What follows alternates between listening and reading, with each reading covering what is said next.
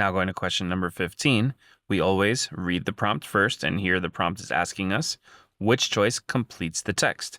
And when we're asked which choice completes the text, that's a predictive question.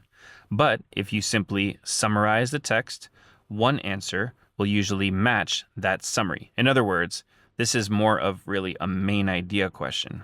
So let's go ahead and start reading.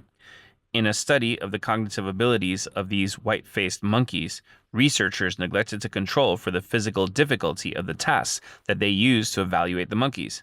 The cognitive abilities of monkeys given problems requiring little dexterity, such as sliding a panel to retrieve food, were judged by the same criteria as were those of monkeys given physically demanding problems, such as unscrewing a bottle and inserting a straw. The result, therefore. So let's take this apart. Here in this study, the researchers neglected to control for the physical difficulty. So in other words, there's a main aspect of the science of this thing that they're studying that the researchers neglected to include in their study. The abilities of the monkeys given problems that were very easy, requiring little dexterity. Dexterity is kind of like hand skills. So the abilities of monkeys given easy problems, such as sliding a panel, were judged by the same criteria as the abilities of monkeys given physically demanding problems. Therefore, well, I might say, therefore, the results of all this are inherently flawed because they did not kind of count different things by different measures. They counted different things by the same measure. So let's look at the answers.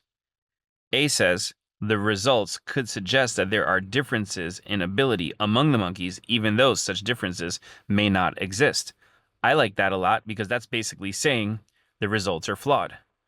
B, the results, therefore, are useful for identifying tasks that the monkeys lack the capacity to perform, but not identifying tasks that they can perform. Well, if they're just simply flawed, then we're not going to say they're useful in one way, but not useful in another. They're just flawed. So we can get rid of B.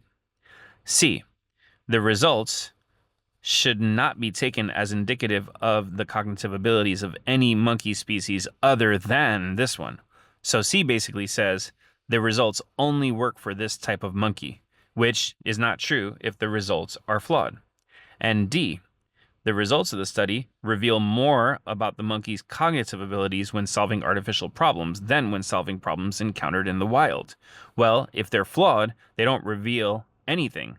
So to have an answer choice that says they reveal in one situation but don't reveal in another is not as good as what we're looking for here. So the answer here is A.